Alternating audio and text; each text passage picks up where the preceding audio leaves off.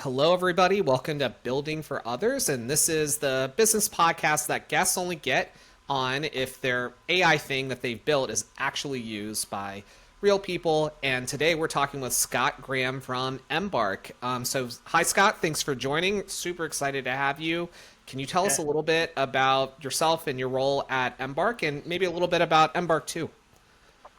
yeah.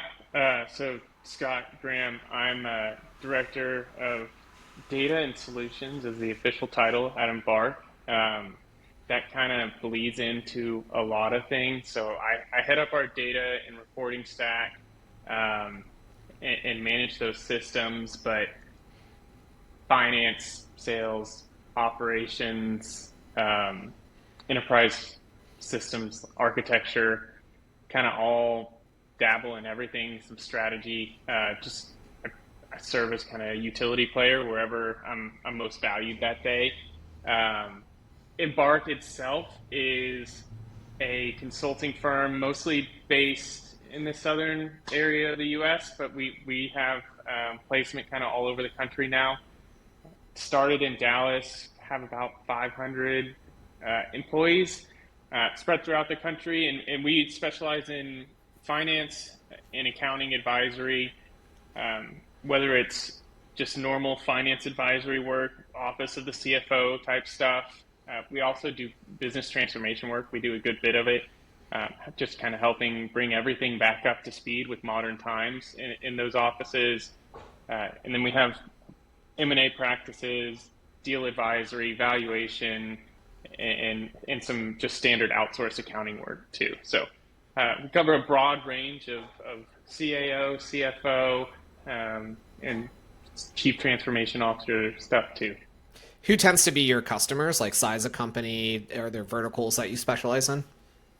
It ranges. We do have some small customers, but we have some, Fortune 100 customers. It really just it depends on where we have relationships, and that's really what we're built on is making sure that we build good, deep relationships and take good care of our clients. And so, um, where our people have relationships is where we end up finding customers. Yeah, amazing. Um, so we know that you have a very cool AI thing that you want to walk us through, and you've previewed it with us a couple times. This kind of executive engagement automation that you've built. But before we get into that, we wanted to talk about we do a lightning round with all of our guests, Yeah. and so the first kind of question here is what is something that got more adoption than you expected, kind of out of the blue, like wow, that actually really worked. And then on the opposite side of the spectrum, what is something that you thought was going to be really cool but it just didn't pencil out, people didn't like it, people didn't start using it? Yeah, so I think for more adoption, and it's not necessarily something that any one person has built, it's really just been how we've seen LVEX being utilized a lot, is specifically sales assistance and go-to-market assistance. That's been like the big pickup from our people is they're creating meeting prep assistance and just research and really anything else that supports them in their go-to-market efforts. And we have a handful of them. People have created like one base one that they build off of, and then they tweak things and make it their own. And they put all the URLs for web searching within the context and stuff. But those are getting a ton of use. Like those have been, I've been surprised with how much use those have. Why are you surprised with that group? Well, I think in general, I was surprised that sales was adoption. Like to me, salespeople tend to be a little bit more stuck in their ways, just in general, especially like like we have BT consultants. I'm an automation guy myself. Like that's my background. That's what I do for Embark. And so I was expecting, and there's been adoption in those areas too. But I don't know. Consultants, technical people always frown against salespeople, right? So like I just didn't expect them to pick it up the way that they have. Yeah, yeah. That kind of reminds me. I'm not saying that salespeople are lazy, but that reminds me of that Steve Jobs quote. I think it was him, where it's like, I really value talented employees that are lazy. And somebody was like, well, why? And they're like, because they will find the shortest path to a solution. That's Yeah, kind of and what that reminds me of. I think that's it, right? They're using AI to take this AI first approach of getting the really challenging and um, difficult parts of their job. Like if they're all naturally gifted at just being people persons, like if they're naturally gifted in relationships, then the hard part is the research and digging in and pulling all that Hmm. together and compiling it and creating their story and creating the narrative and having everything that they need to jump on a call and be like, this is why Embark is the company for you to work with. And so they've adopted that of like, this is the easiest way to get us to that point. Yeah, there's a lot of like necessary evils in sales work of like updating the CRM or prospecting. You got to prospect, Yeah. but nobody likes it, and it's kind of this shotgun approach. And like, there's a lot of I can see why the salespeople are picking it up. Yeah, I But have this huge pipe dream for just all data enrichment to be coming from AI and no longer needing like enrichment platforms and just being able to sync it directly to Salesforce and have it auto updating all of the fields that we Mhm. truly care about because cost per token, you know, could get expensive there with all the research parts, but Yeah, um, I'm not there yet. I call the enrichment platforms the go-to-market tax. But it sounds like you've kind of already answered our next question, which is like, who's your unexpected champion? But you didn't answer the other part, which is like, what is getting less adoption? What did you think was really going to click, and then it didn't pan out?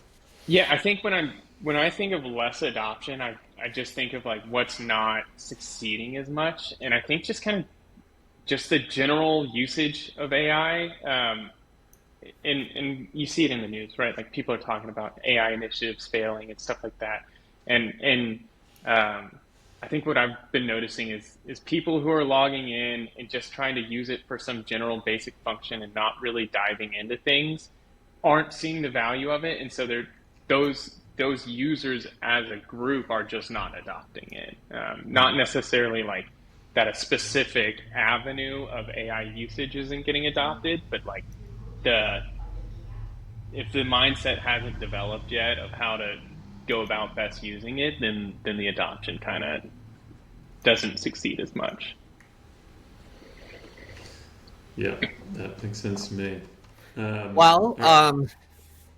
let's get into what you built. And I know that Doyle's given us a little bit of a teaser for it. It sounds like it's something that is on the automation side. That's not surprising, Yeah. but for the executive team. So, talk us through it. Tell us a little bit about what it is and how it works. Yeah. So what I've built is an executive call elevation automation, right? And so to me, the things that were really important as I was going through this were the interface that it comes through for the user, and then just making sure that I'm actually taking a value add task that we don't have time to do, or we don't have the bandwidth to do people wise, and I'm making it to where no one has to do anything anymore. It just happens. And so um, we use Chorus for a lot of our recordings, and um, Like call especially on our go. recordings and on like Yeah, Zoom or yeah, yeah. for transcripts on the go-to-market side specifically. And so um, all those transcripts are getting saved down, and I've had them saved down for a long time, and knew at some point like I'm going to find something useful for this long form text.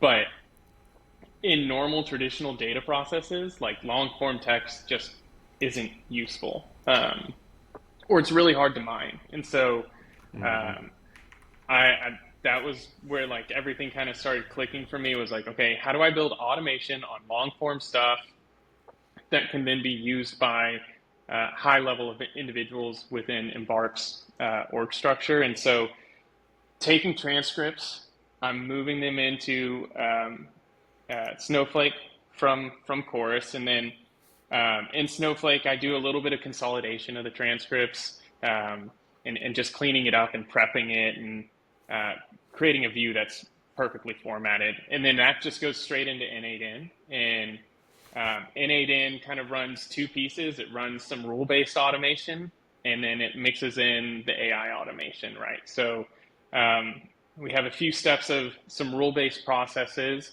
and then it goes into its first call to ChatGPT or to OpenAI. And that first process is just, hey, read through the entire transcript, summarize it, decide whether that transcript is something that should be elevated to our executives or not. Like just Boolean, give me a true false. Say how big of. For that specifically, I'm assuming you're just relying on like AI logic to decide that, or is there some context you're giving? I'm giving it context. Yeah, okay. I'm saying like, hey, look, I only want our, like if we have 100 calls a day, I want 4 or 5 to be about what, makes it into their inbox.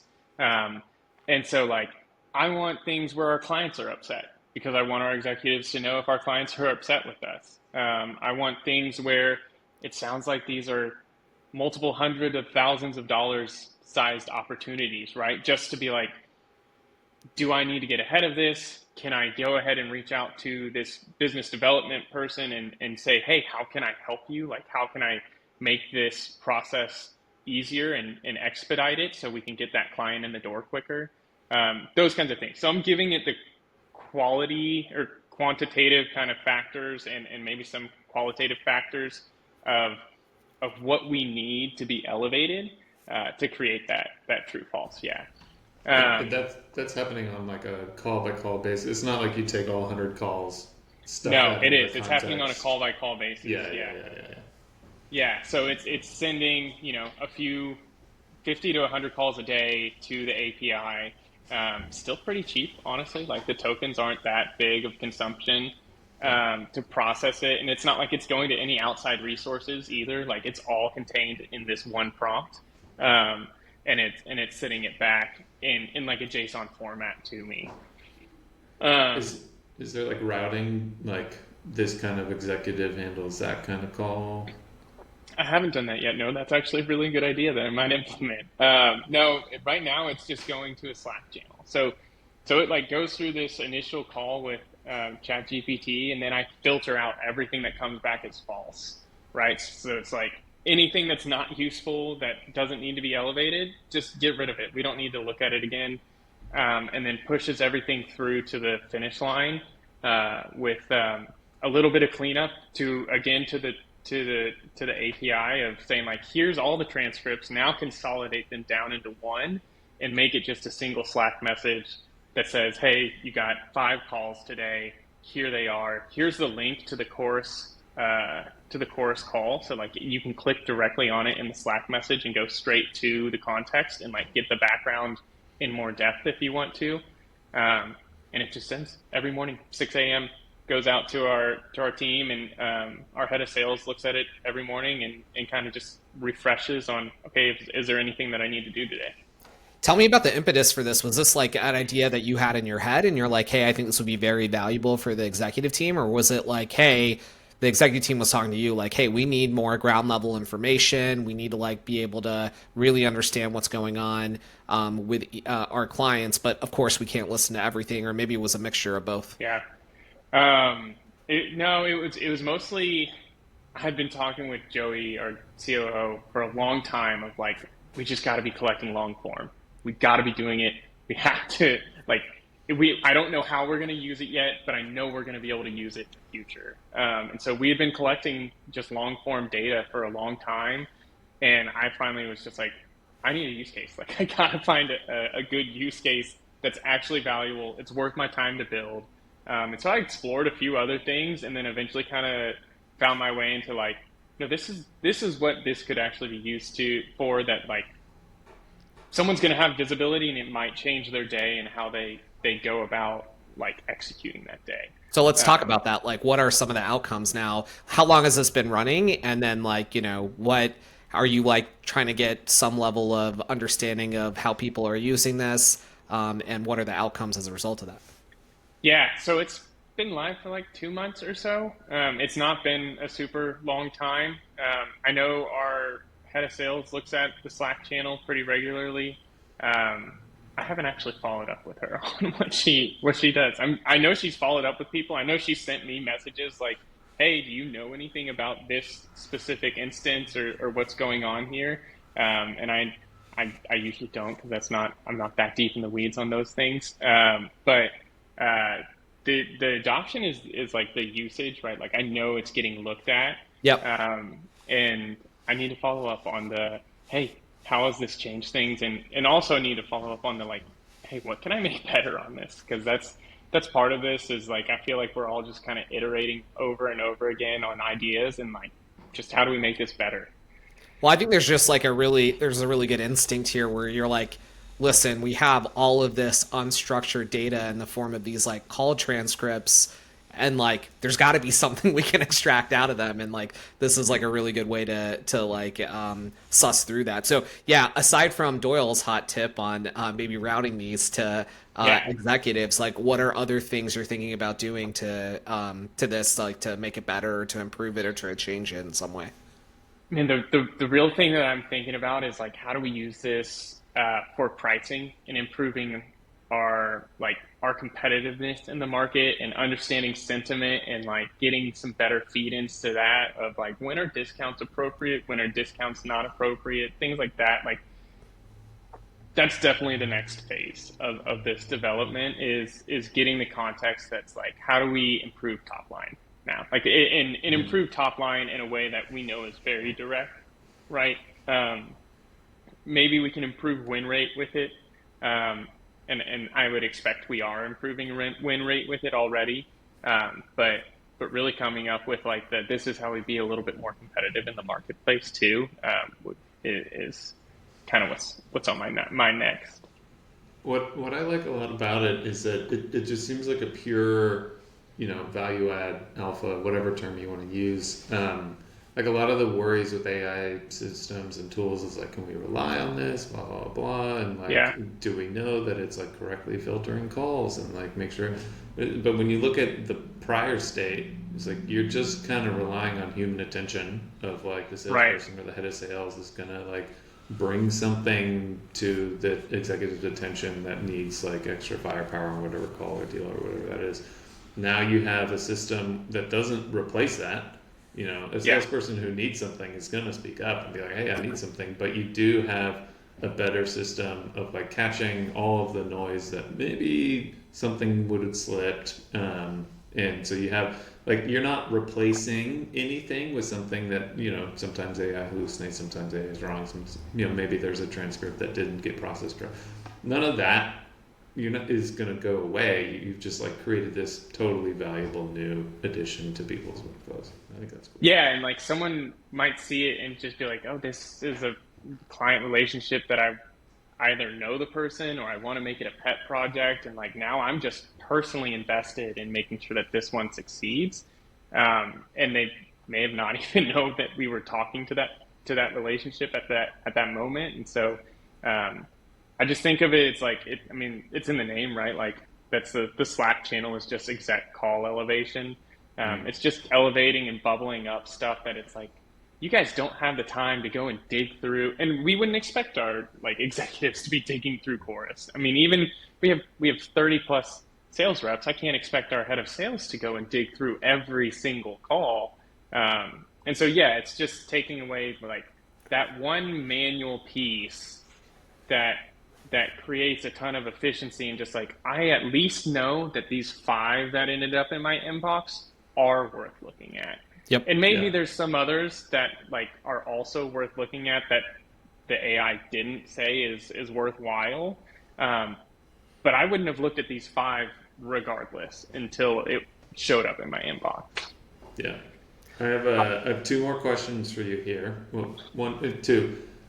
The first question is how many iterations did it take to build this? And the second is like, what's just the stack of tools? Can you list them out? Yeah, it took a handful of iterations. It like Yeah. Because this was the second thing that I built in N8N, and it was really the second thing I built with like AI as part of a workflow or an automation process. Um, and so, yeah, like I think the first iteration that I built, it was doing something wonky where it was like it would send it out to on that final step where it sends it back out to the bot.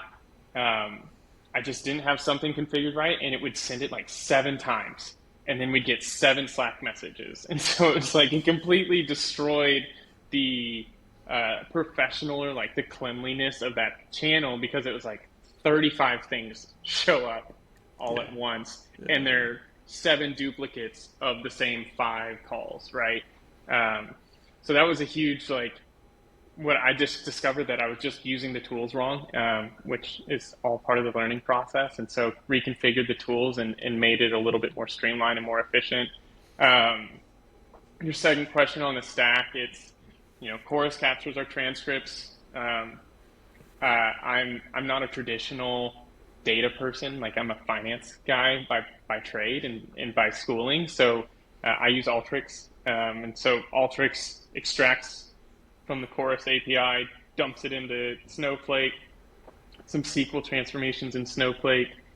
Um, then it all goes into N8N, and there's only like 7 or 8 nodes. Like it's really lightweight, which is wild.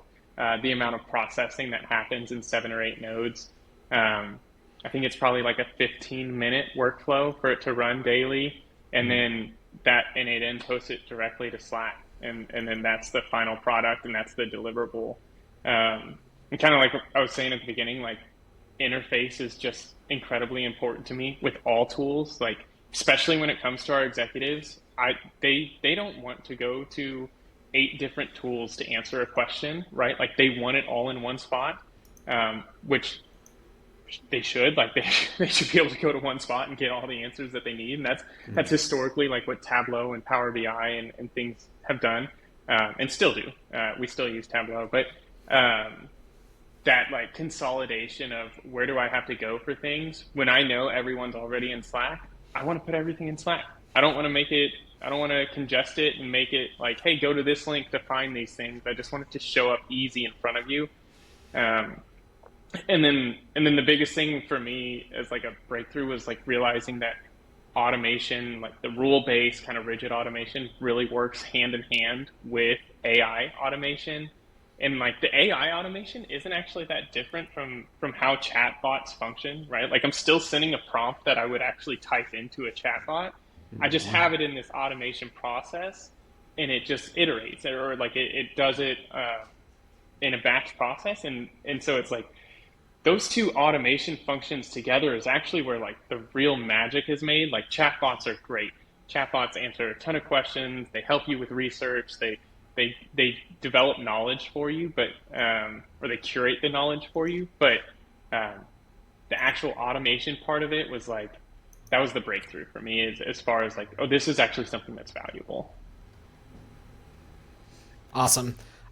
Very like in the weeds question, but I'm curious. So, what do you have running the analysis? What model are you using for that? I just switched it to 5.1 the other day, and it actually got.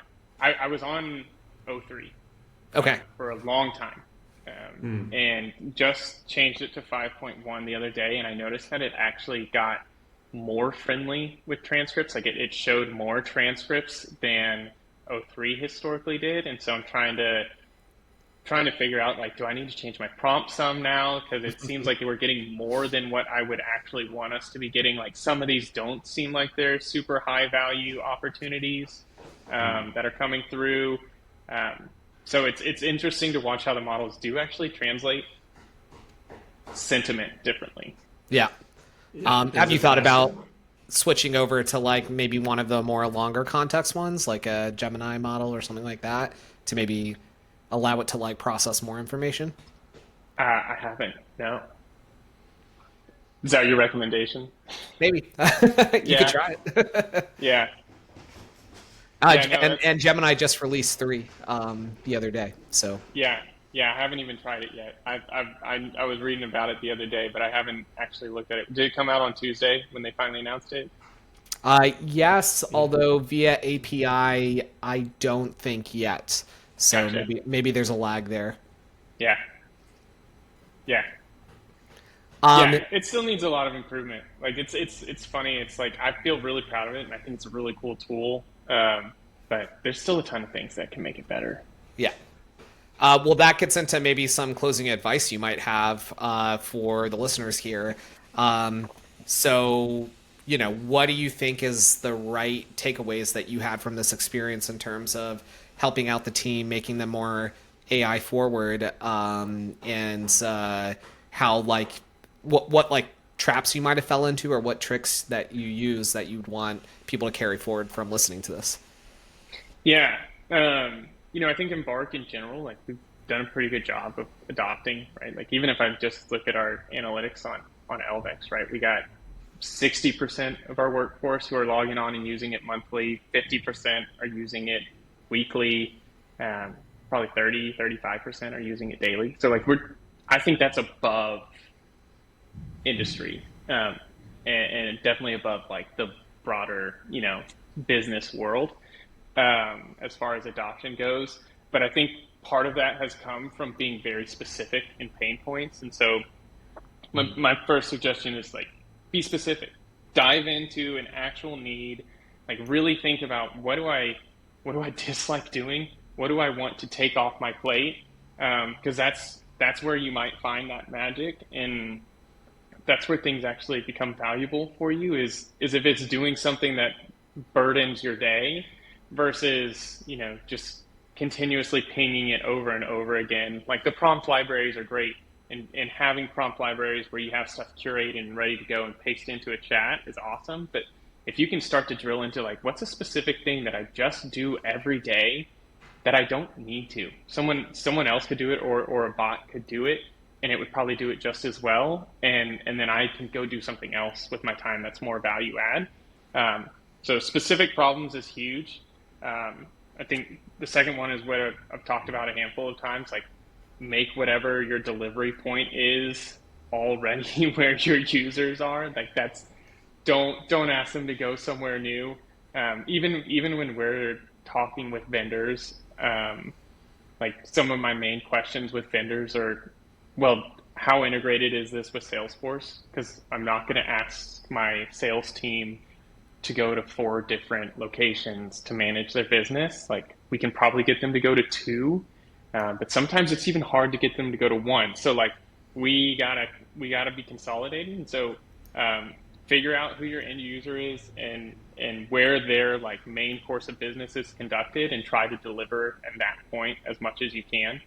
Um, and then I think if you can just get that POC up and running, like really get the basics. That was, I mean, even with this workflow, like that was it. Like we spun up a POC, or just like an idea, in a few hours, and then it was really like a month or 2 weeks to a month of iterating on that idea before I was like, no, I want to share this with people now. And so trying to deliver something that's just like this is valuable quick, even if it's just to yourself, before you start building it for others, is huge, because that'll build your confidence. Awesome. Those are great tips. I know, like, from my experience, also, like, being specific, making sure you can get it into where they're already familiar has been like huge leaps in working with our customers and users. Yeah. So great stuff to hear. Thanks so much for joining us, Scott. Keep building, keep sharing. If anybody here wants to find Scott, he does post some of the stuff on LinkedIn, so feel free to find him there and connect with him there. Yeah. Thanks so much, man. Awesome. Thanks, guys.